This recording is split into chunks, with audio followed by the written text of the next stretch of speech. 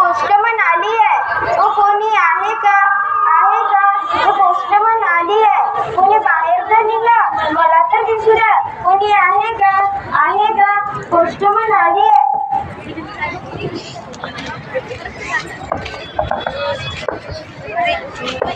नमस्कार मित्रांनो, तुम्ही तर मला ओळखलेच असणार. मी तुमचा मित्र. मित्रांनो, आजच्या या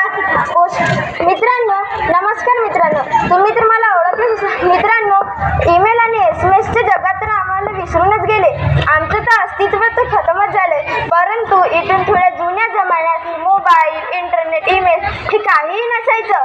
फक्त पोस्ट ऑफिस असायचं व लोक एकमेकांना पत्र लिहायचे. आताचं दृश्य तर वेगळंच दिसतंय हो.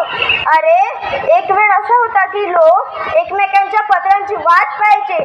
ते पत्र दुरून येत असेल तर खूप टाइम लागायचा, तरी सुद्धा लोक पत्रांची वाट पाहायचे आणि पत्र मिळाल्यावर लोक मजा असा आदर सन्मान करायचे जसं काही मी त्यांची इच्छा पाहुणच आहे. मला त्यांच्या कुटुंबात एक सदस्य म्हणून मानायचे आणि मी पण माझ्या कुटुंबाच्या सदस्यासारखे त्यांच्या सुखा दुःखात सहभागी व्हायचे.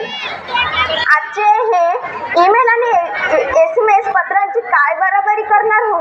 अरे, लोक पत्राला हृदयाला लावायचे, पुन्हा पुन्हा वाचायचे, पत्रांकडे बघून हसायचे, रडायचे आणि पात्र सांभाळून ठेवायचे. पण आजच्या काळातले हे SMS वाचेल नाही की एका मिनिटात दिले. हाताच्या लिहिलेल्या पत्रात अक्षरच नाही तर भावना बी असायच्या.